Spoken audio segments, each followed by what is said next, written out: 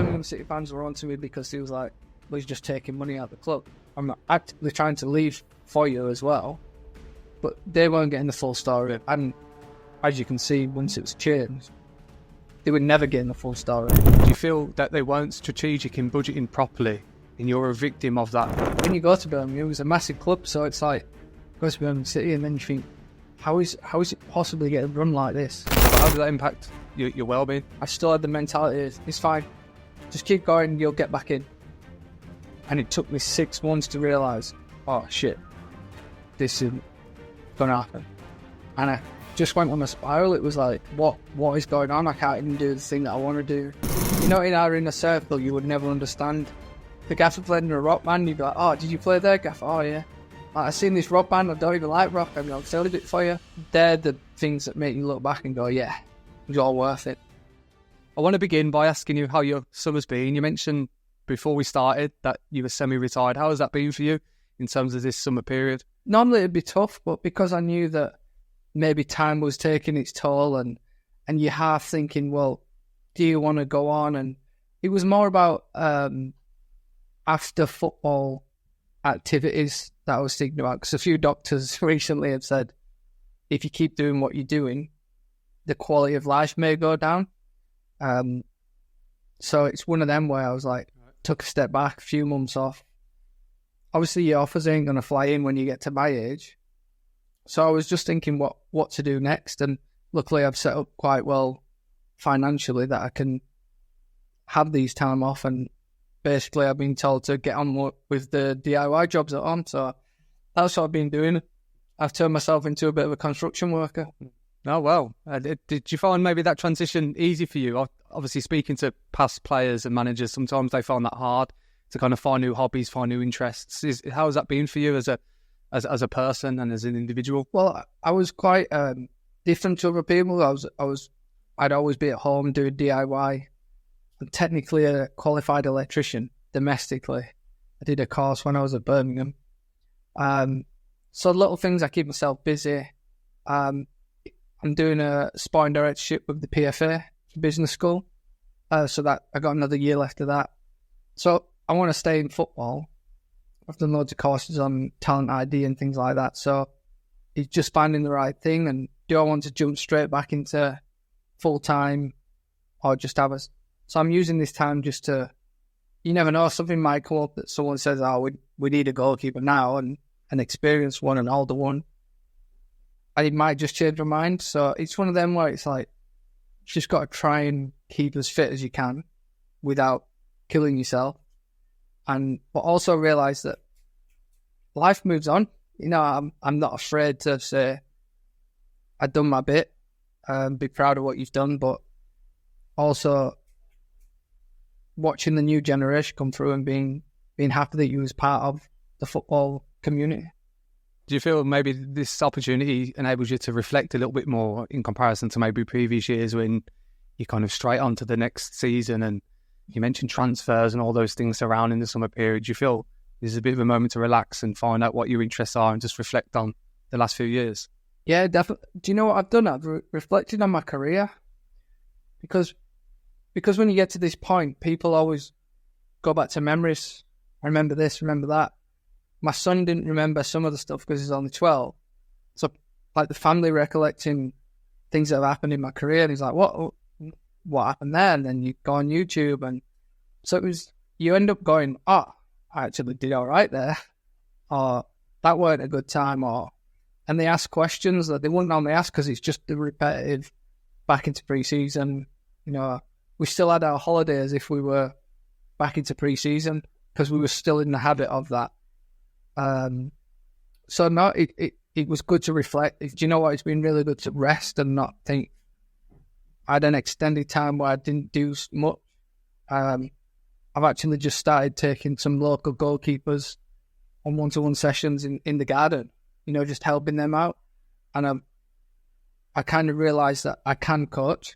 Like, before I wasn't passionate about it, but when you start doing it with people closer that you know, friends, and they're really enjoying it, then it's like putting a smile on those kids' face. And there's 12-year-olds, there's I've got a 10-year-old who giggles the whole way through a session, and just having that enjoyment for goalkeeping and playing football, you've just got to try and keep that. So that's one thing that I'll look at. I'll probably do some coaching courses, because I did my other courses first. I didn't go the normal route of doing your B and your A. So I think I'm going to do that next year and start doing that and see how it goes. Because again, I'm only just nearly 39, so you got plenty of a next career to go. I don't want to rush into something and then find out that it's not for me. I don't like to disappoint people, if you know what I mean. Not disappoint, lead people the wrong way, because you're finding out what you want to do.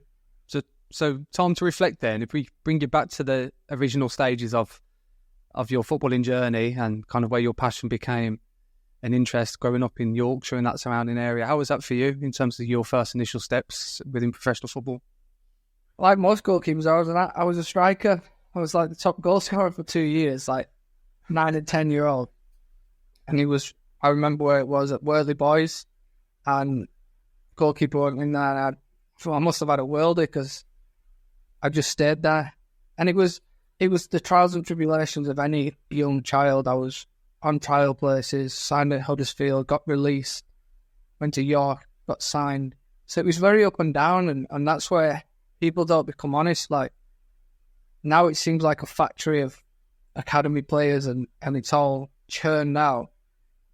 But there's the ones, people don't remember the ones that get released and then come back again or didn't go through an academy. And that's where I always say to people, like, you can get released at 16, but remember there's another 150 clubs, including some non-league, in the country. You know, it's not a one club thing because one thing happened. Yeah, it's disappointing, but if you've got that passion, you really think you're good enough, go trial, go do what you need to do. So it's about helping those that don't make it as well, because I tell my son he wants to be a professional footballer, and I'm like, look, chances are slim, and he's like, but you did it.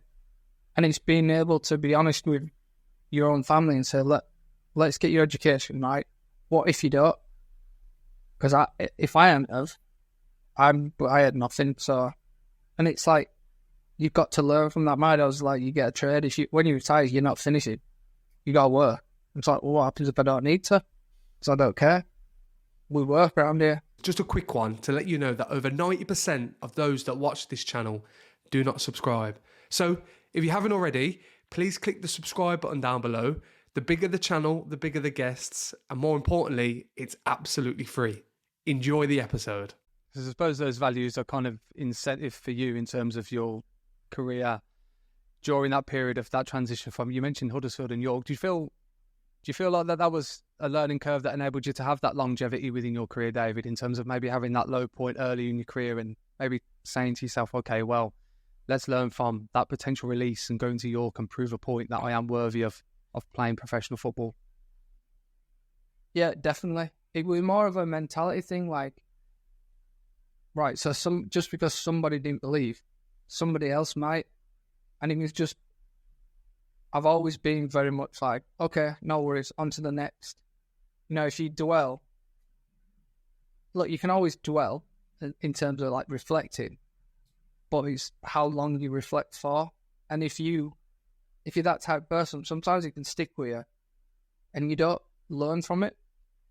And it could be anyone, you're not talking about just me, young kids. If you don't learn from it, it's been a waste.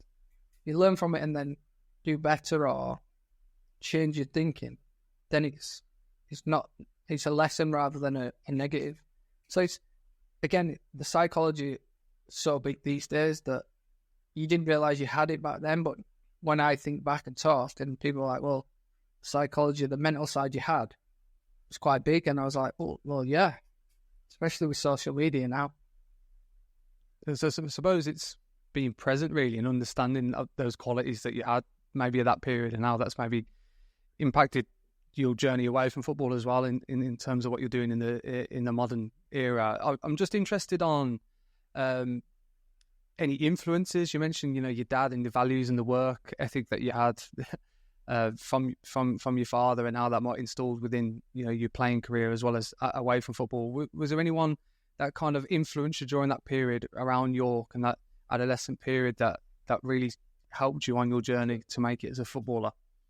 So my dad was the person where, when I got released from Huddersfield, he basically, like, not cotton wool, but was like, that's a big bad world, son. Like, the harsh reality. But he was like, right, you're going to go and have fun with your mates, play Sunday League for a bit. But what I didn't know is writing off to all the Yorkshire clubs to see if I could get a trial. Then one came through and he's like, oh, you got a trial at York. And he won until they said, oh, yeah, we've got your letters from your dad. And you're like, what?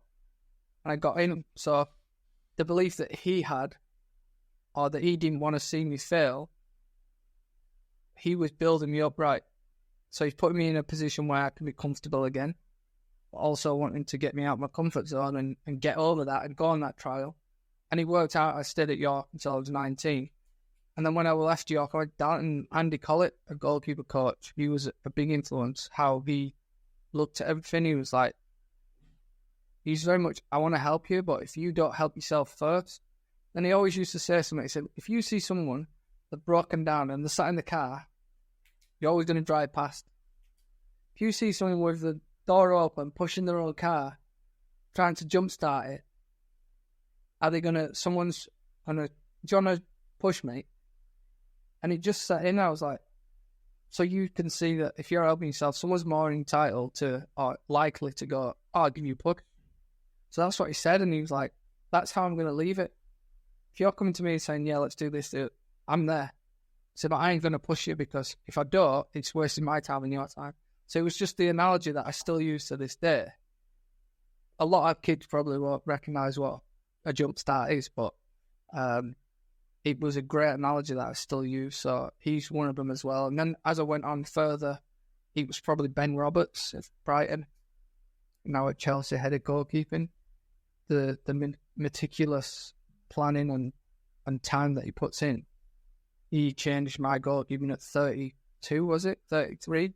So you can, and that's why I always say, you're never too old to learn. Mentioned at the ages of 19, having that transition to go down south to play football and away from the York and the Yorkshire area. How was that for you? Because obviously your surrounding areas, your comfort zone, and going into a new environment where, you know, elite standards in comparison to maybe York, and, you know, different surroundings, different atmosphere. How did you find that transition going down south? It was definitely tough, because you look at the monetary value that I got. It was like, oh my God, I'm rich. Then you realise that renting a house or renting a flat in London, you're not rich anymore. So there's very much balances, and then there's the life of the change in the life, and then you go into a Premier League club where after the first day training, I'm like, I am crap. Like, you were thinking, I am crap. I hope they kept a receipt. But they had the belief, and it was like, you're not going to get it straight away. You didn't get it straight away before. And then as you go on, time's the healer, as they say. And as I was going, and you get a bit further, and you're like, oh, well, I can now save that shot. Or I must be looking all right. And that's where letting people settle in, people go at different times. So, yeah, it was a massive experience, and it opened my eyes to it. Again, people from Yorkshire will tell you they never really leave Yorkshire. So being able to live in different parts of the country, meet different people, different ways of life. As you know, Birmingham's a little bit different to Leeds as well. Second city. Accents, that's another one. So my kids were two of them born in London, and they came to Leeds. Well, they came to Birmingham with a London accent, so that was quite fun. One thing I was going to ask around your transition to Fulham then. So at that time, you were, you mentioned embedding yourself into the club, knowing your standards, and then going out on loan. How did you learn from your loan spells at that time, and how did that develop you as a player?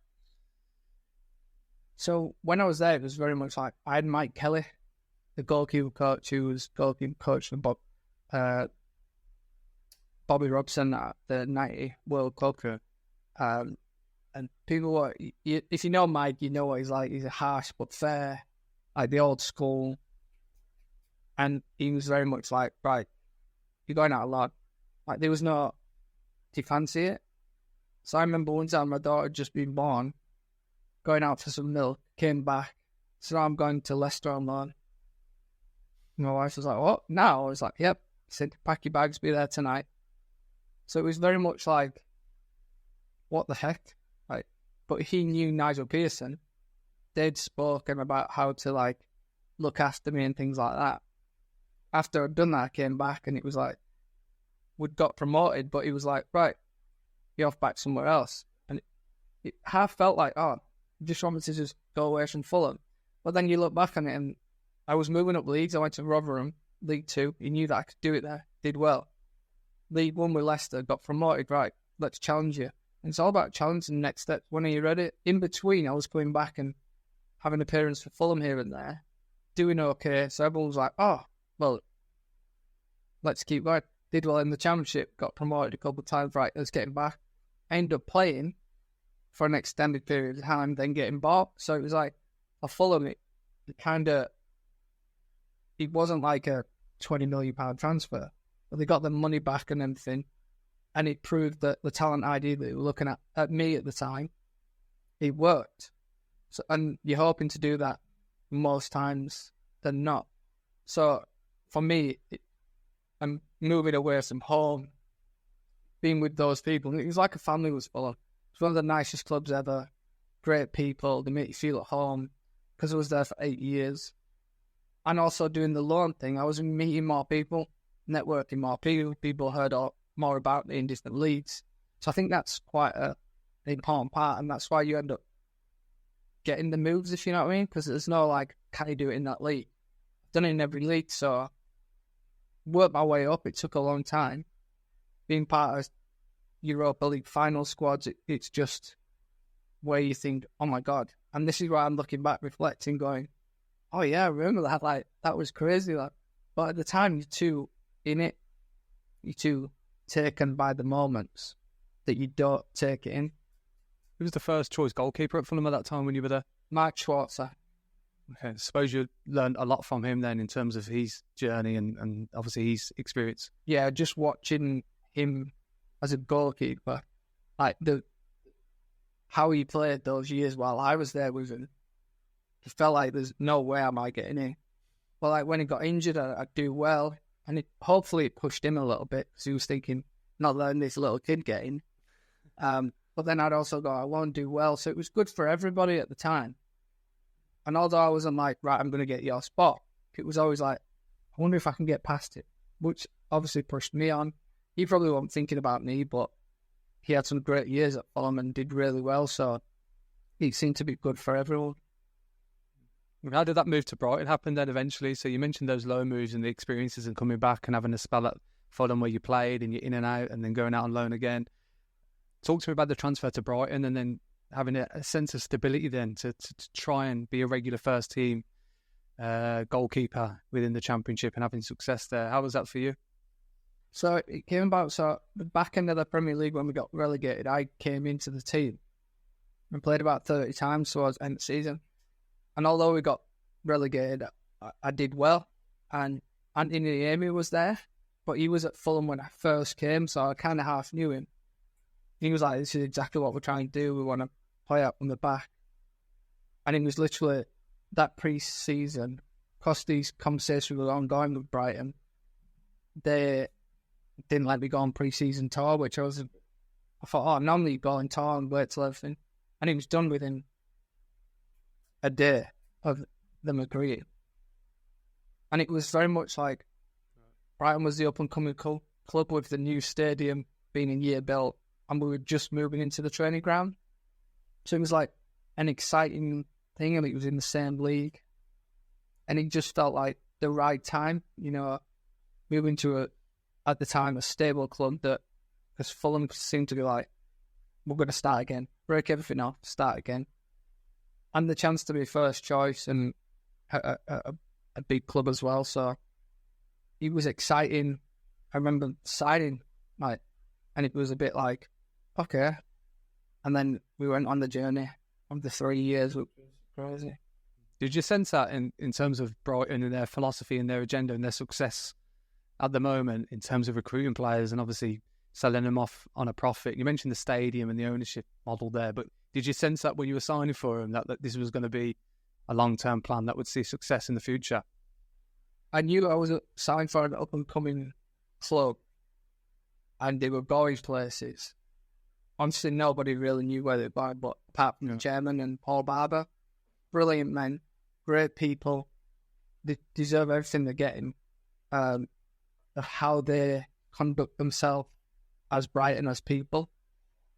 He had the idea all the way through. How it could have been different. I could have stayed at Brighton and still been there. Who knows? But that happens, and the way that we parted company was brilliant. Like, it was a smile on our faces. Christie and Paul Barber, Tony Bloom. The way that we parted, it wasn't things that over a coffee. Yet we accept your decision. Like, we'd love you to stay, but I'd made my decision. Shook hands, and that was like the icing on the cake. Being able to get promoted to the Premier League for the first time. Me made my decision whether right or wrong.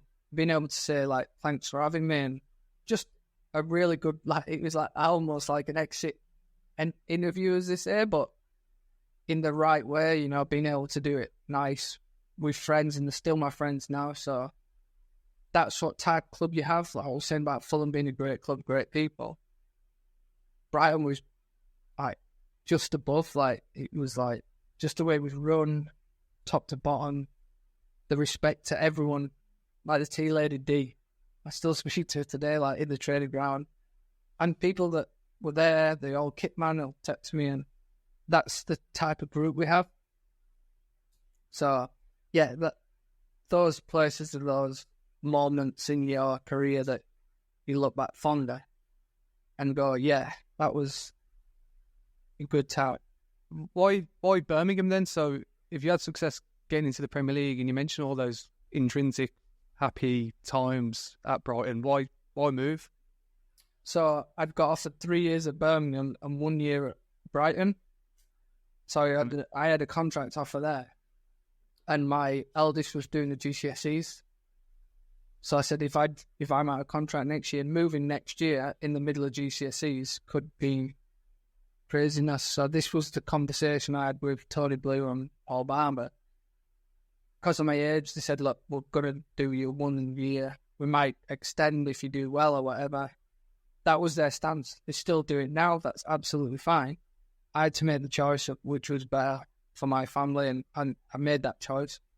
It might have been the wrong choice football-wise, but she's in university now, so in terms of family choice, it kind of, and she smashed all GCSE, so in terms of that choice, I've got no regret.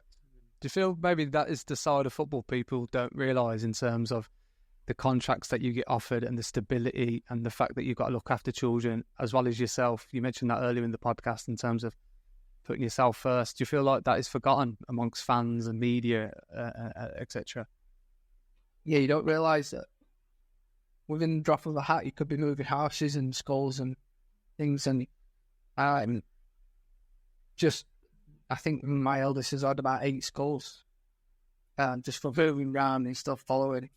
So it was one of them moments where I knew that I'd done well with Brighton. I knew that I'd be okay for a contract. Worst case, I was staying at Brighton as such. I say worst case, that's best and worst case because it's not that bad. But being able to get that security at that age and being able to move, and I knew that she could go through GCSEs and A-levels at the same time. My other 2 were younger, so it wasn't going to affect them as much. The big thing was just moving the kids' schools and sorting that out. So, yeah, that's the real thing. So there was no real crazy thing about the Brighton deal, and that's why I say being able to speak to them as friends as well, tell them the situation. They could understand my situation. It wasn't like, give me more money, like nothing like that. So being able to do it like that was really nice, and have the conversation and have a coffee and do a few memories. And they have tried to say, come on, just stay. But at the end of the day, they understood what I was talking about, and never really hesitated to support me in what I was going to do. Would you have done anything differently in hindsight, just reflecting back on that time? You mentioned earlier that you since having a sense of reflection, being away from maybe the traditional forms of football at the moment, would you have done anything different, or do you feel it was the right decision? I'd hate to be a battle with my head and go back and say, oh, if I'd have stayed at Brighton, I might still be there, I might played for longer at Brighton in the Premier League. You're just going to hurt yourself, because the reason why I did it for worked. If I'd have done it for a different reason and it didn't work, then you can reflect to say, just because my football didn't go well at Birmingham and the people that were about at the club, I didn't get tracked right, doesn't mean that the decision was wrong. Things went against me, things I didn't do right. After I did another podcast, I think the Birmingham City fans realised that it wasn't all me. But again, I'm not going to say I'm innocent in all this and didn't do everything 100% right, because I didn't play well enough that first season. So you can't sit here and say, not my fault. So just because that happened, and I've been to Birmingham, I speak to Craig Gardner sometimes, and lads that were still there. The fans were great, actually. Like, they give you a bit of stick, but I went to Sheffield Wednesday. We got promoted and I got a bit of stick, so that weren't the problem, but they were always behind you. And once they realised that I didn't disrespect the club, didn't disrespect the fans, I think they realised that actually something more went on than they thought. So I actually, City fans, get on well with on social media and things like that. Who signed you at Birmingham, David? Who was it? Big Harry. Was it Harry Redknapp, yeah? Yeah. Is that what the appeal was, signing for Birmingham at that time? Well, when Harry goes in, does what he did, and then wants to sign you, it's a little bit, it's like, well, he knows what he's talking about. And again, look, we as a team, we said we didn't do well enough for him. Not saying he didn't do anything wrong, but ultimately, once you got on a pitch, we got the manager sacked. So again, you can't not be honest. If you're not honest, then you're not going to be honest with yourself throughout your whole career. So, I think we got 3 managers sacked. And that was like, well, I'm looking on the other side. Birmingham were fighting in relegation for a few years. So look, we have to take responsibility of the lads that were in that team, but in hindsight, again, I actually enjoyed my time at Birmingham with the people that I met. Still speak to the kit man with Knight Shrewsbury. Most of the players that were there still speak to. So, look, I've got no bad blood, if you know what I mean, for Birmingham City. Might have for individuals that were there, but I'm not too fussed. Yeah, you say individuals. Was that the ownership model, or was it different types of people in positions? And obviously, I don't want to kind of get you to throw anyone on the bus, but I'm just interested there in terms of a little bit more critical sense, because there was such a lot of change going on that period. It's hard to put a finger on what might have been the problem. Do you know?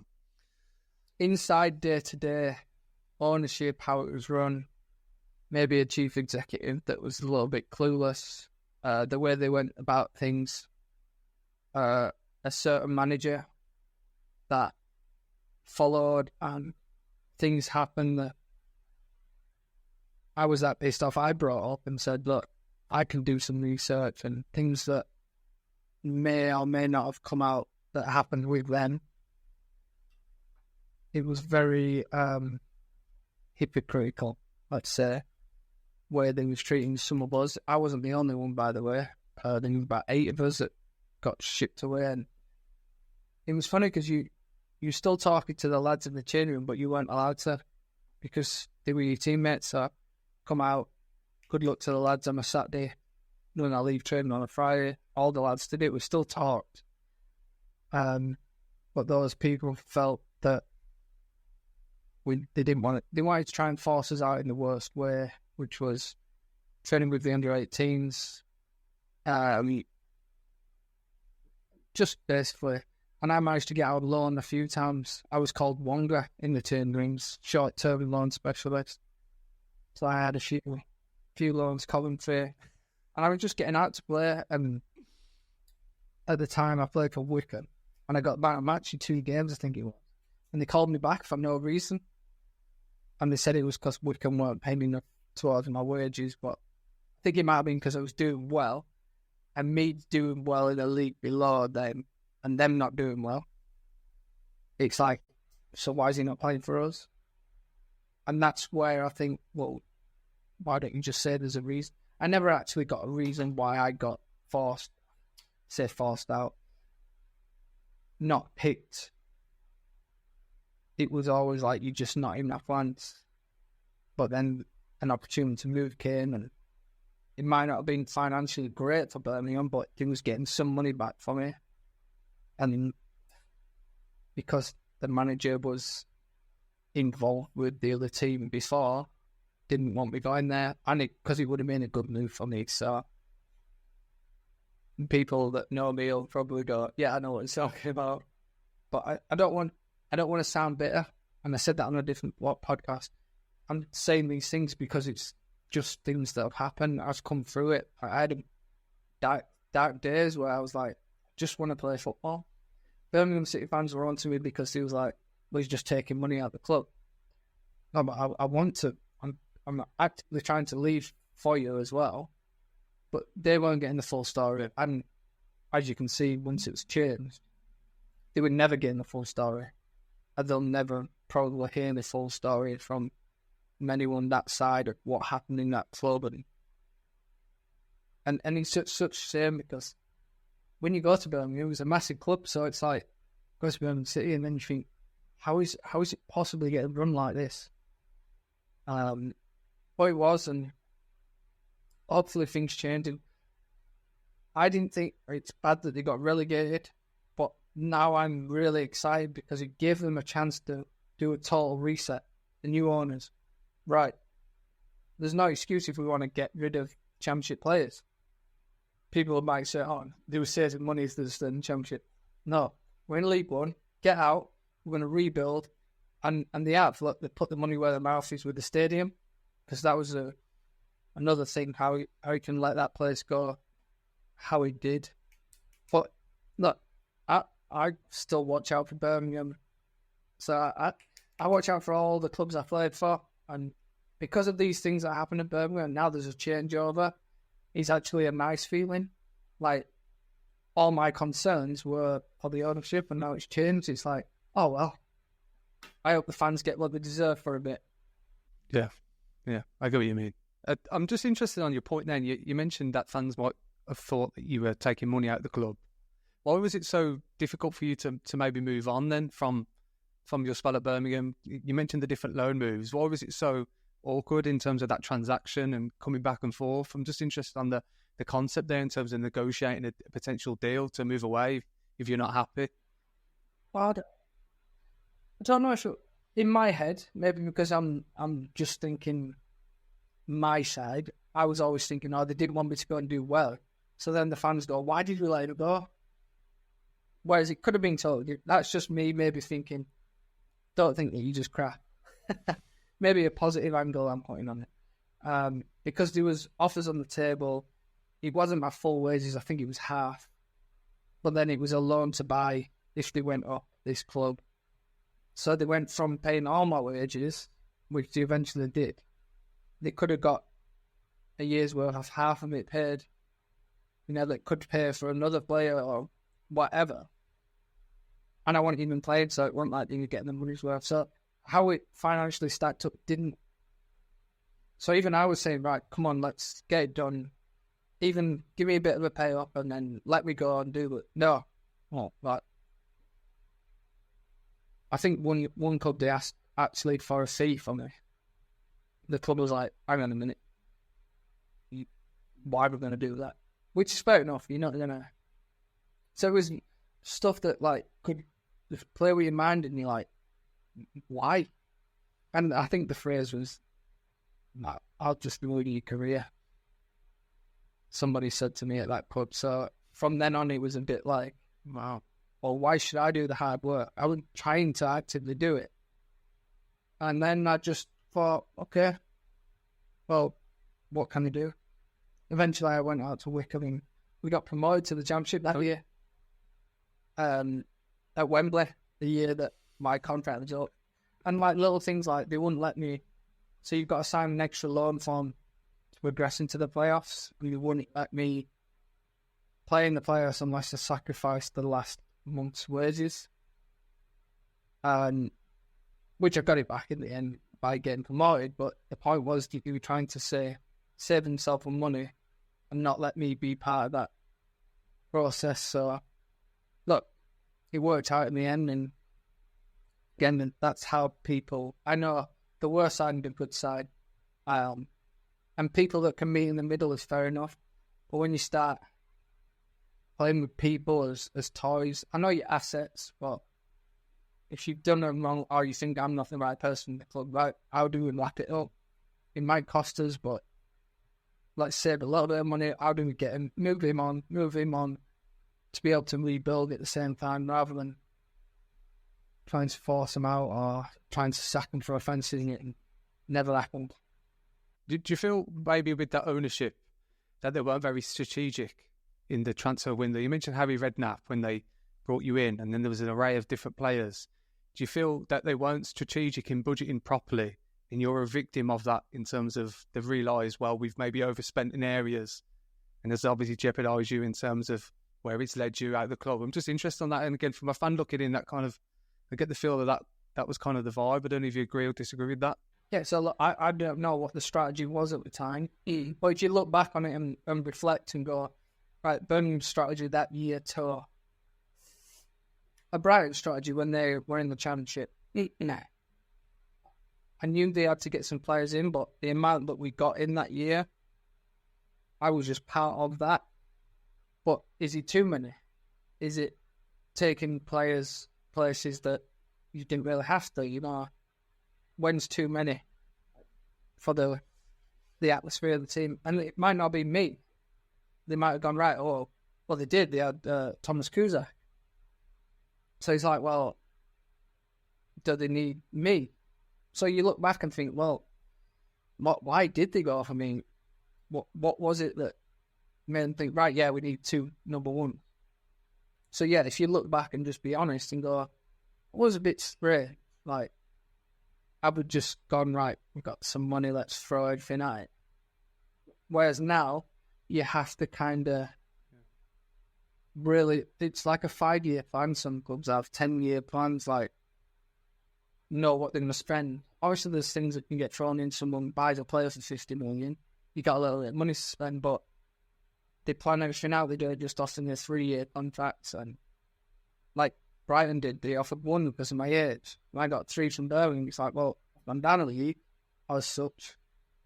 So yeah, like, now I know a bit more and I'm doing my sporting directorship course. You go, oh yeah, like, and it's not just that, it's just other situations I'll go, never even thought about that when I was playing, or how the financial fair play works. It's crazy. And that's another thing, like, getting caught up in that should never really happen to club. I mean, Everton and that, like, not Forest, they got caught up where it was by a little bit and use things going on, and that's the rat race, isn't it? Trying to get to the Premier League. Did that mess with your mental health, David, in terms of that spell at Birmingham? And you mentioned all those different things that happened, and obviously some things are undisclosed and you can't get into too much detail. But how did that impact your well-being? A little bit, because the first 6 months, I always thought, of being out of the team. So my second year, I still had the mentality, it's fine, just keep going, you'll get back in. And it took me 6 months to realise, oh shit, this isn't going to happen. And I just went on a spiral. It was like, what is going on? I can't even do the thing that I want to do. And it was Wycombe that kind of rang me up first and was like, come and play for us for a bit. And it was basically like breath of fresh air, but I had to learn that, like, I'd have to put like a mask on to go to training if you're false, because you just want to say to people a lot of swear words, like, why are you treating people like it? As soon as I went back in and walked in that front door, that was it. Football was gone. And it was like I lost 2 years of playing. Although I played some games on loans because of me being stubborn as well, because I didn't want them to get me and break me. But as well as people treating me like that when they didn't have to. So, yeah, but it was a good job that I had people. I had a lovely house where I could just walk around the garden, and I did quite a bit of fishing. Took an electrician's course, just like you do, and did that. So I just filled my time, and that's why I'm able to speak to people. And what I say to them is, this is what happened to me. If I can show vulnerability to vulnerable people, it's like, oh, so I thought you were meant to be like this great goalkeeper in their eyes. Well, he's vulnerable. It's okay to be vulnerable and showing people how to get out of that. It's okay to be feeling like that, but how do we get you out of that and learning to cope with it again? You mentioned downward spiral in terms of your well-being. Could you maybe give some insight on that is? And again, I don't want to kind of put words in your mouth, but is it maybe down to a lack of motivation, a sense of depression because you're not in the team? I'm just interested in what that was for you in terms of showing that vulnerability. So people that might be listening or watching might be reflected upon what you're saying, David, but there might be in other areas of their life that might relate to them a little bit. What was it like for you, and how did you cope with that?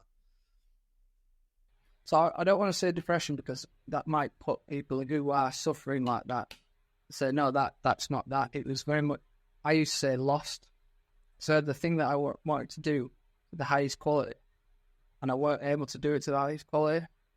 So it's like an electrician not being able to do electrics. Like, so what do I do? And at the end, people were saying, well, are you getting paid still? And it's like, yeah, but that's not what I wanted to do. Like, that's not what I'm here for.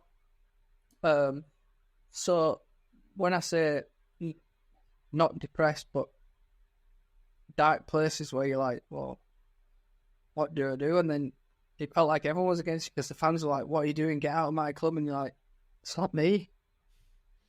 And you just wanted to play, and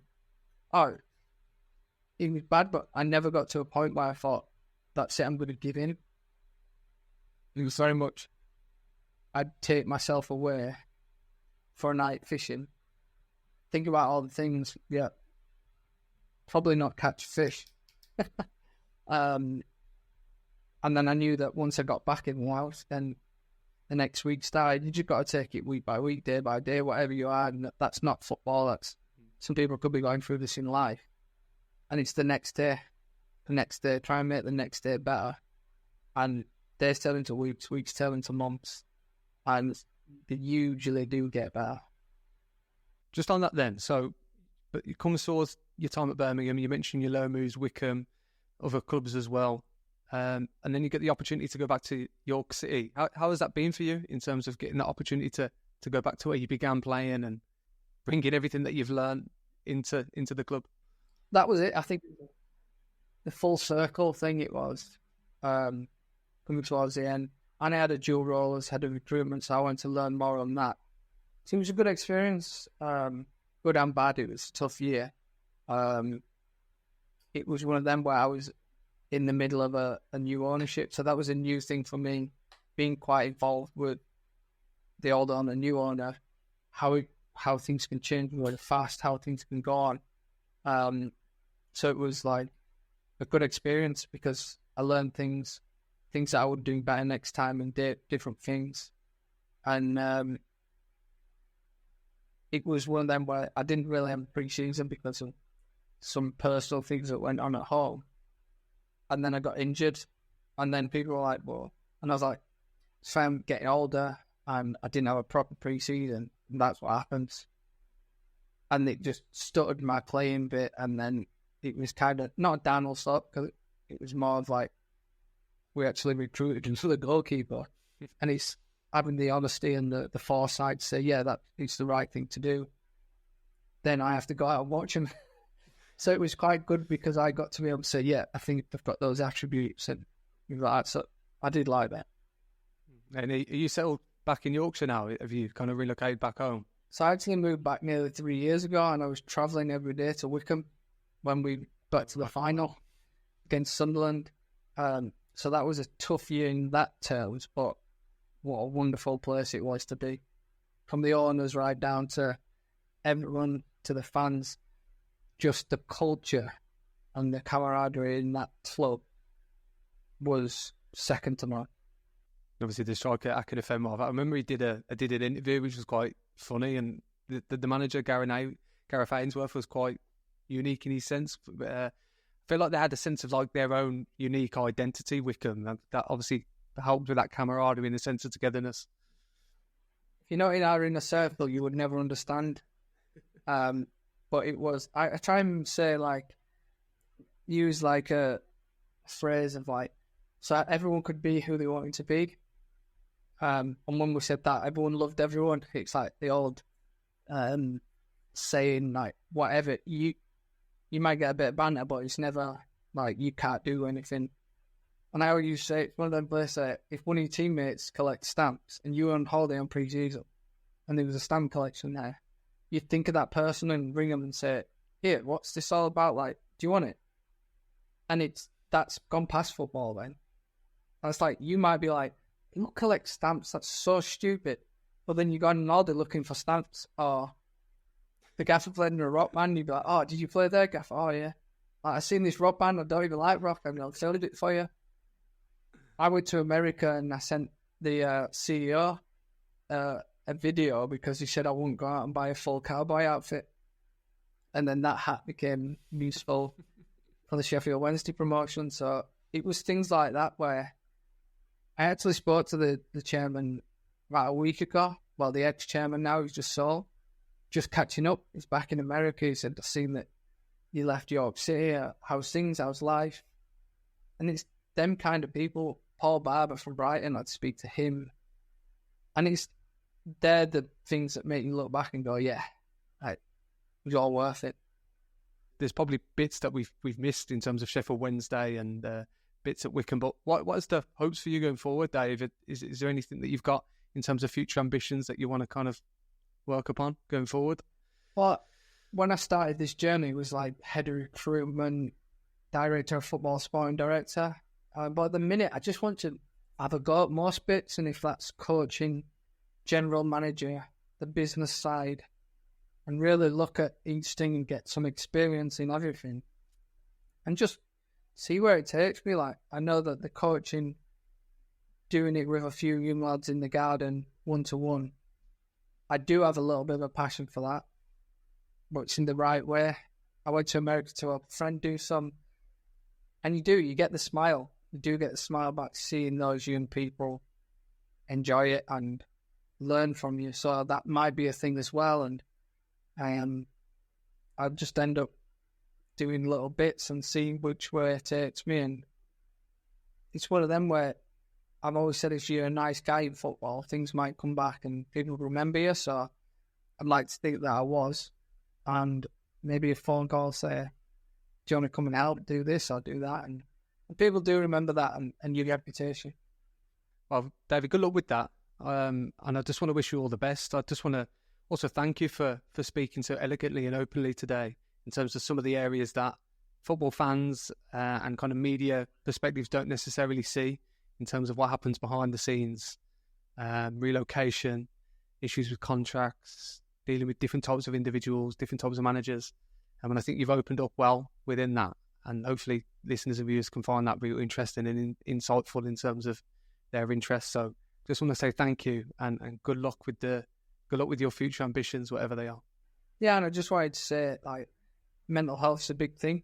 Obviously, I've been close to it, so I said it on another podcast. If anybody is ever, I'm on Twitter, Instagram, like, I'll always try and look at these requests and stuff. You get silly stuff, but if anyone's ever struggling, talk to your mates, talk to someone will listen. You're not on your own. Thank you, David. We'll end there. Cheers, mate.